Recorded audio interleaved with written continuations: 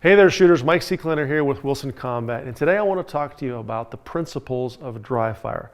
There's no reason for you not to continue to handle your gun and develop your shooting skills, or I should say handling skills, even though we're not going to the range so much. Let's talk about what dry fire is and what some of the tips that I'm going to give you for dry fire are, as well as the principles. So what is dry fire?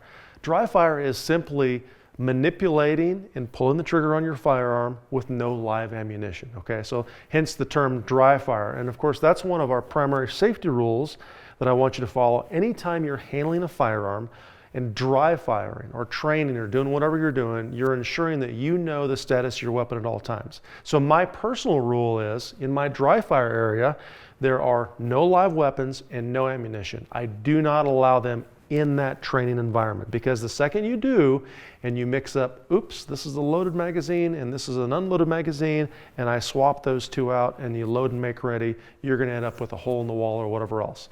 The second thing I want you to focus on during your dry fire training in terms of safety rules is whatever direction you're dry firing in, I want that to still be a safe backstop. So maybe you have a big brick wall or whatever else, the direction you're dry firing, even though we're not firing a live round, needs to be a safe backstop area, okay? And folks, today I'm working with the Wilson Combat x-tac, and if you didn't know this, Wilson Combat is now doing the x-tac in super grade. So this is a super grade x-tac in 45 ACP. This is a compact model. Now, let's talk about some of the principles of dry fire. When we're dry firing, presenting the handgun, doing the draw process, working your reloads, any kind of movement, we're in essence working the manipulation skills of the handgun. Meaning, getting my hands on the handgun, pulling the gun out of the holster, putting the magazine in the mag well, manipulating the slide, whatever else, to and include pulling the trigger. And one of the things that I recommend that you focus on when you're dry firing is mimicking the exact same pressures and skills that you want to learn and be able to apply in live fire. Such as, if I'm dry firing this handgun, I want to teach myself to build the grip and pull the trigger as quickly as possible. I don't want to get in the habit of building the grip with grip pressure that's less pressure than I would need during live fire, with improper mechanics, or by pulling the trigger in a different manner than I need to pull it during live fire, okay? So that's number one. Mimic the same pressures and principles in dry fire that you do in live fire, okay? So when you've decided, okay, it's cold outside, I'm gonna start dry firing on a regular basis. How often should you do it? And here's my personal recommendation. If you can, you should be dry firing nearly daily, okay? Recently, I've been challenging a lot of my students and followers to do their daily 100, DDR 100 reps, right? Literally 5 to 7 days a week, do 100 repetitions. And if you actually do this and put yourself on a stopwatch, start a stopwatch, do 100 perfect repetitions in the manner I'm going to describe here in a second, and time yourself. And what you're going to find is the entire session, walking into the room, unloading your gun, doing your repetitions, walking out of the room, reloading, or going about your business is probably going to take you a maximum of about 15 minutes, right? So I know you have 15 minutes, I have 15 minutes. There's absolutely no excuse not to do it. So number one, do an appropriate number of repetitions that will actually allow you to train the skill. Maybe shoot for 100 to start with. Number two, mimic the exact same skill requirements, or I should say miniature pieces of the skill that you want to replicate in live fire. Grip pressure, hand position, grip mechanics, pulling the trigger, reloading the gun, whatever you're doing, mimic the same stuff, because every repetition you do in dry fire can be a detriment if you're doing it wrong. And then number three, I want you to work through your dry fire repetitions using 3 distinct sets, okay? The first set, let's say you're going to do 100 repetitions of your dry fire draw process. And by the way, here in a future video, I'm going to take you through a complete dry fire training session. But during those 100 repetitions, let's break those 100 reps down into 3 sets of 33-ish, for lack of a better way to put that.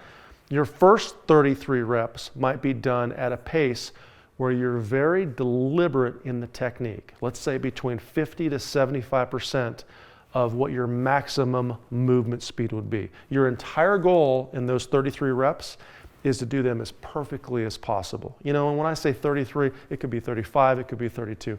That's just a sample of a number. During your second set, you're going to do what I call your maximum technical training speed. So the first set was called the technical training speed. There's no time on it. On your second set, you're going to get an electronic timer of some sort, or maybe an app on your phone or whatever else that allows you to measure time with a start and a stop noise, typically a start and stop beep.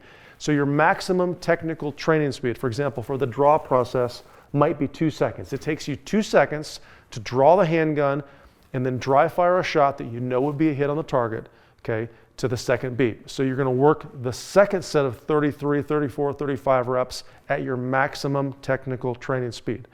Now, how do you know that speed? Well, you simply dry fire and you find out how fast you can do it. How fast can I draw the handgun, click, and then fire that shot? How long does it take me? Now, your third set is going to be the fun set. You've done the slow and deliberate, working perfect repetitions. You've done the MTTS. That's mimicking and working at the same speed that you already know you can accomplish. And on your third set is what I call your push set. That means you're going to take your par timer or whatever device you're using, and you're going to start to reduce the time. So if you can draw the handgun in, let's say, 2 seconds, okay? You know you can do it in 2 seconds, so let's try a 1.9. So reduce the time and try to draw the handgun on 1.9. And the second you catch that time, 3 times in a row, so you got to get 3 in a row where the click happens before your second beep, and you know you got a good hit on the target, then you're going to reduce the time to say 1.8 and 1.7 and 1.6. So you're going faster and faster and faster. And the entire goal here is to maintain the technique, right? You want to have that technique as perfectly as possible, but to try to do it faster. Remember, it doesn't matter if you're a competitive shooter or a defensive shooter and all you care about is self-defense. Speed and accuracy are always interrelated. We cannot have one without the other. So now we're maintaining that level of theoretical accuracy and we're applying speed to the equation. And by the way, the third set is the fun set. It's also the set that you could tend to get more sloppy. We don't want to end up building the bad grip or, forbid manipulating the slide and drawing the handgun and moving the handgun when we shoot it. You know, we're talking about perfect repetitions where we stop the handgun, fire a shot, see the sights, see what we need to see. So make sure in your third set, as you push your time down, to continue to do perfect repetitions. Now, when you do your dry fire set, have a notebook or a pen or whatever near you, so when you push your time down to say 1.7, that is now your new maximum technical training speed. So that's the fastest you can accomplish that particular skill correctly. Write that down, because the next time you do the dry fire draw drill or whatever drill you're doing, you're going to go back to your notebook and say, hey, 1.7 was my maximum speed that I did last time. Let me start there and try to push it down. So you're always continuing to push the envelope, so you're getting better and better and better, okay? So I've given you some tips and some principles to dry fire, and I want to close with this. You and I are both going to be working hard this winter on dry fire. You're going to get better, and I'm going to get better, but I don't want you to forget that live fire is also part of the equation.